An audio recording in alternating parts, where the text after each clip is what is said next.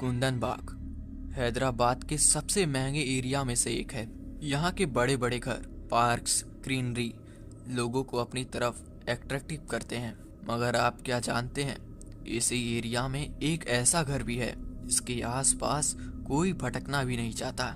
साजिद नाम का एक चोर कुंदन बाग में बने हुए एक घर पे काफी दिन से नजर रख रहा था। वो घर काफी बड़ा था और कुंदन को ये बात अच्छे से पता था कि कुंदन बाग में होने की वजह से उस घर में काफी अमीर लोग रहते होंगे, जिनके पास से मुझे खूब सारे पैसे और गहने भी मिलेंगे। पर उस घर में ज्यादा चहल पहल नहीं थी, ना ही कोई उस घर में जल्दी आता था, ना ही कोई जल्दी वहां से जाता था।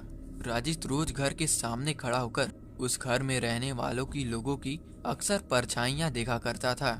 वो ये नोटिस करता था कि आखिरकार इस घर में कौन कौन रहता है, और वो ये भी देखता था कि ये लोग रात में कितना जल्दी सो जाते थे। और एक रात को साजिद उस घर में घुसकर चोरी करने का प्लान करता है। उस रात वो कुछ देर तक उस घर से थोड़ा दूर खड़ा रहा और लाइट बंद होने का इंतजार करता रहा।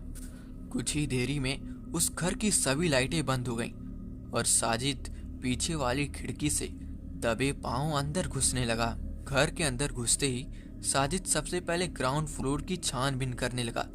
उसे ना ही ग्राउंड फ्लोर से एक भी पैसे मिले, ना ही कोई कीमती चीज मिला। वो अभी नीचे वाले ग्राउंड फ्लोर में ही था कि तभी उसे ऊपर से किसी के चलने की आवाज सुनाई देने लगी।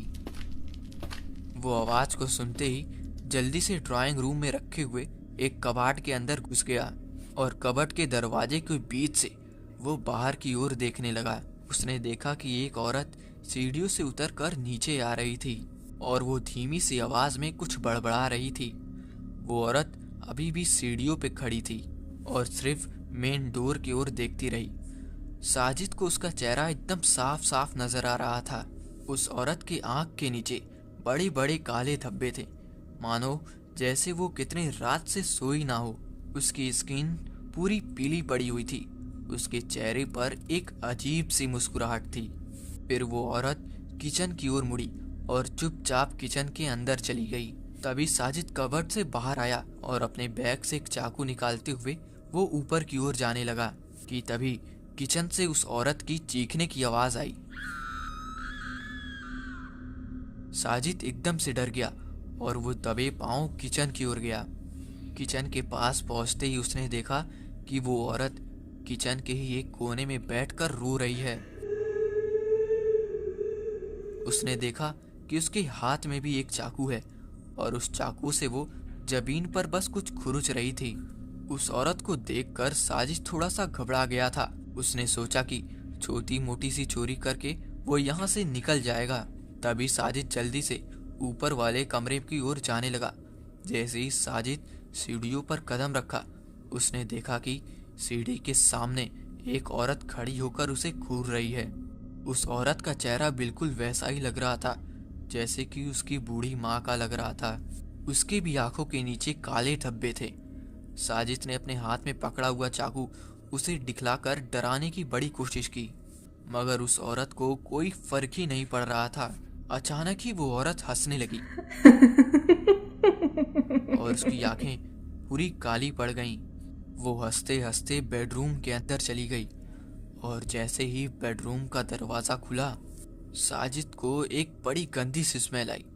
जब उसने अंदर जाकर देखा तो उसके होश ही उड़ गए। उस बेडरूम के बेड पर 3 लोगों की लाशें पड़ी हुई थीं और हैरानी की बात तो ये थी, उनमें से 2 लोगों की लाशें तो वही थीं जिसे अभी कुछ मिनट पहले ही साजिद ने देखा था। उन्हें देखकर ऐसा लग रहा था कि इनके मरे हुए काफी दिन बीत चुके हैं, क्योंकि उनकी बॉडीज डिकम्पोस्ट होने लगी थीं, जिसकी वजह से उनमें से बड़ी गंदी स्मेल आ रही थी। ये देखकर साजिद के रोंगटे खड़े हो गए थे। वो सीधा घर के बाहर भागा। उसने सोचा कि अगर इस हालत में उसको किसी ने देख लिया तो वो चोर नहीं बल्कि खूनी बन जाएगा। वो तुरंत ही पुलिस स्टेशन पहुंचा और उसने पुलिस को सारी बात बताई। तभी पुलिस की एक टीम साजिद को अपने साथ लेकर तुरंत ही उस घर के पास पहुंची। उस घर के मेन डोर पर और दीवारों पर खून के बड़े चींटे थे। ये देखकर वो लोग काफी हैरान हो गए।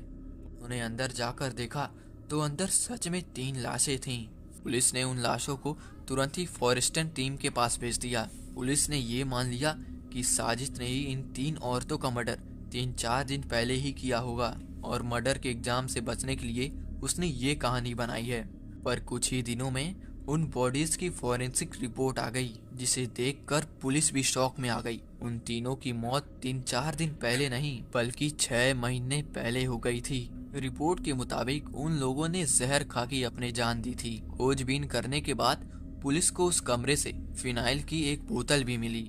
पर सबसे ज्यादा हैरान कर देने वाला बात यह था कि उसके कमरे से काला जादू करने वाला सामान भी मिला। घर से कई सारा तंत्र मंत्र का सामान प्राप्त हुआ था। उस बेडरूम की सीलिंग पर बड़ा अजीब सा पैटर्न बना हुआ था, जो कि खून से बनाया हुआ दिख रहा था। जब ये खबर पड़ोसियों तक पहुंची तो उनका भी दिल दहल उठा। कोई भी ये मानने को तैयार नहीं था कि वो लाश 6 महीने पुरानी थी, क्योंकि आस पड़ोस के लोग उन घर में रहने वाली औरतों को रोज इस घर की बालकनी में देखा करते थे।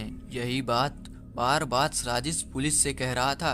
कुछ लोग तो ये भी कह रहे थे कि ये लोग रोज खाना खाने के बाद बाहर टहलने भी आते थे और कई लोगों ने तो इनके घर में लाइट ऑन ऑफ होते हुए भी देखी है। ये सारी बात सुनकर पुलिस भी हक्की बक्की रह गई। पुलिस ने और डिटेल में इन लोगों से बात करने को कहा। तब पड़ोसियों ने बताया कि इस घर में 3 लोग रहते थे, एक बूढ़ी माँ और 2 बेटियां। वो बिल्कुल अजीब से रहते थे और किसी से भी बात नहीं करते थे। उस घर के ऑनर विश्वजीत के डेथ के बाद उस घर में अजीब अजीब सी चीजें होने लगी थीं। पुलिस ने अपने रिकॉर्ड में यह दर्ज किया कि उन लोगों की मौत 6 महीने पहले ही हो गई थी और ने कहा कि उनकी मेंटल स्थिति सही नहीं थी। पर साजिद और आस पड़ोस के लोगों की बात इस रिपोर्ट से जरा सी भी मैच नहीं कर रही थी। 2002 में हुए इस केस के बाद से कुंदन बाग के इस घर को लोग विच इज लायर बोलने लगे। आज के समय में कई टूरिस्ट इस घर को देखने आते हैं और उसके बारे में समझने आते हैं कि आखिर इस घर में हुआ क्या होगा। आपको क्या लगता है कुंदन बाग विच इज लायर के बारे में? अपनी बात को आप हमें कमेंट में जरूर से बताएं। तो मिलते हैं बहुत जल्द एक और नई कहानी के साथ।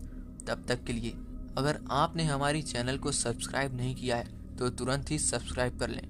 मिलते हैं एक और भूतिया कहानी के साथ। तब तक के लिए धन्यवाद।